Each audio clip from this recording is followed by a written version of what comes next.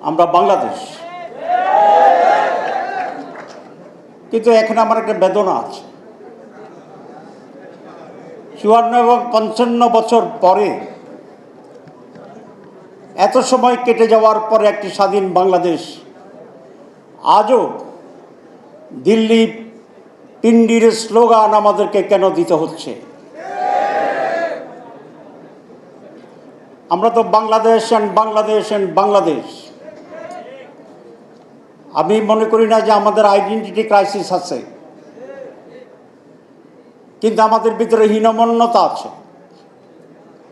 যুবকেরা সেই হীনমন্যতাকে ধুয়ে মুছে বঙ্গোপসাগরে শুধু নয়, প্যাসিফিক পর্যন্ত এটাকে ফেলে দিতে হবে, ছুড়ে দিতে হবে। এই স্লোগানকে আমাদের বন্ধ করতে হবে। এই পরিবেশকার আমরা অ্যালাউ করব না। এর কারণ এদের রাজনৈতিক সংকট, আমাদের নেতৃত্বের সংকট। আমাদের নেতারা, আমরা মনে করি, ক্ষমতা আসতে হলে অন্যদের সহযোগিতা লাগবে। ক্ষমতা আসতে হলে বিদেশি কোনো শক্তির ব্লেসিং লাগবে।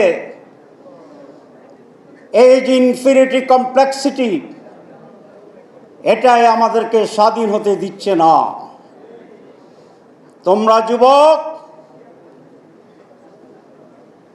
তোমরা জুলাইটা প্রমাণ করে দিয়েছ আমাদের শক্তি সবচেয়ে বড় শক্তি। উই ক্যান ডু, আমরা পারি। আমরা কি পারি? আমরা রক্ত দিতে পারি, লড়াই করতে জানি, ঐক্যবদ্ধ হতে জানি, জীবন দিতে জানি। একটা কিছু জানি না, সেটা হচ্ছে পরাজয়। আমরা তোমাদের কাছ থেকে শিখেছি এই ধারার রাজনীতিকে দলীয় ভিত্তিতে নয়, জাতীয় ভিত্তিতে অক্ষুণ্ণ রাখতে হবে। আমরা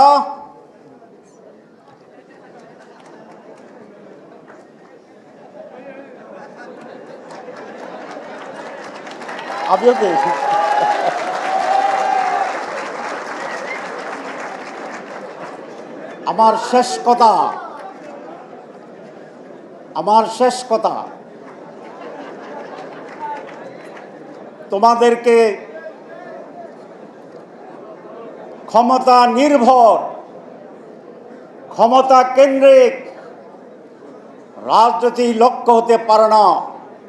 দেশ, আদর্শ, গণতন্ত্র, স্বাধীনতা, উন্নত বাংলাদেশ, ইন্টারন্যাশনাল স্ট্যান্ডার্ড এডুকেশন, ভ্রাতৃত্ব, এই হবে আমাদের রাজনীতি ভবিষ্যতের।